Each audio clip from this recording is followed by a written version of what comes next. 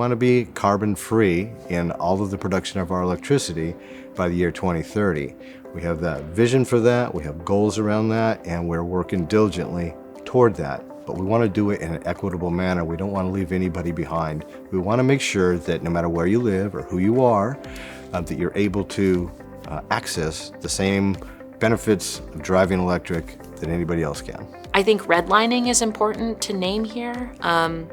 Redlining, for folks who don't know, was sort of a mode of development that the United States did over the 20th century, where they placed highways and high polluting industries in predominantly Black and brown poor communities.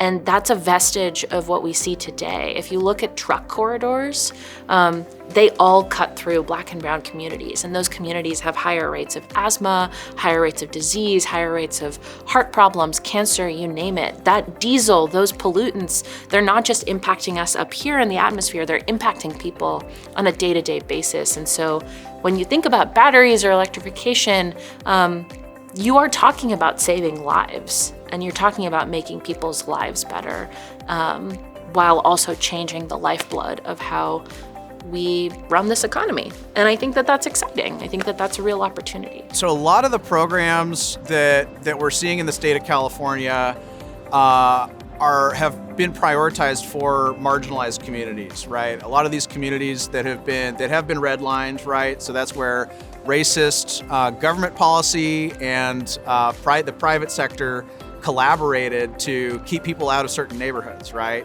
Black and brown people out of certain neighborhoods. And of course, we still see the impacts of redlining today in Sacramento and across the state and the country and the world, right? And so our ability to really get this right when it comes to empowering people with better transportation options is really a way to address this racist legacy, right? That we see in many of our communities.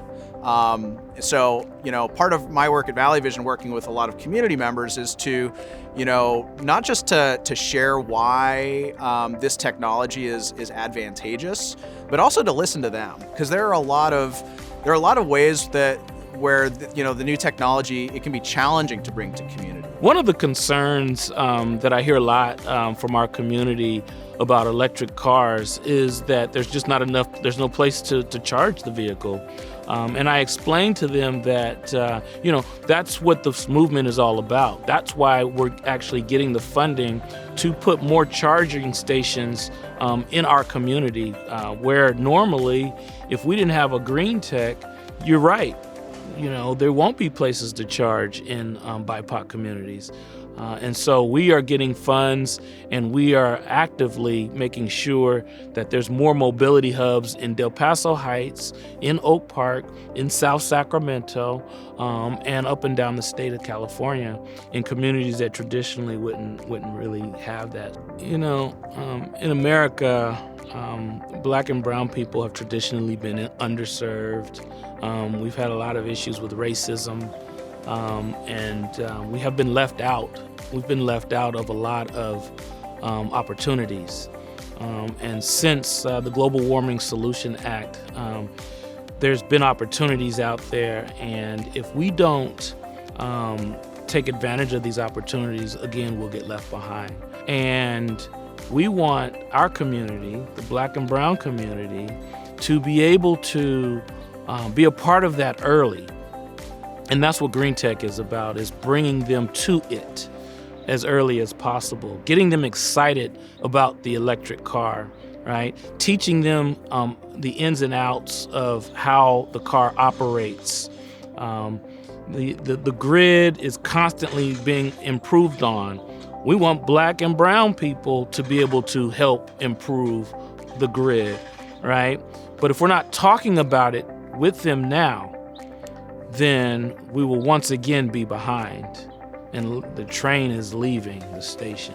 And so when I think about equity and economic justice, I think about the power that comes from worker solidarity and having good jobs. And then we want to make sure that the people that are getting those jobs are from the communities that have been most adversely affected by diesel pollutions or goods movement or the kind of tailpipe emissions that come out there. So this is like that once in a generation opportunity. You know, when we have it, we really want to take advantage of it. How do we provide those workforce development classes and target, you know, those Black and brown communities? And how do we make sure that they are able to participate in this, you know, EV green revolution in a way that is substantial and sustainable for them and their families? I think that is where the ideas of environmental justice and economic justice really come together. You think your economic situation is bad now? Wait until, 5 years from now when climate impacts are even worse.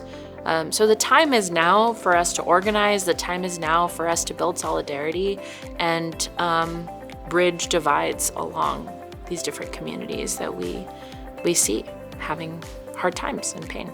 That can change so many of the past injustices that those communities have experienced, and also it builds solidarity, right? Going green is really, at the end of the day, it is about health. It's about improving our health conditions. I have to look at it from a perspective. I myself had asthma growing up. I've had a lot of my friends who've had asthma, and it's a terrible thing. It's a terrible feeling to have asthma. It's a terrible thing to have bronchitis. It's a terrible thing to have congestive heart failure.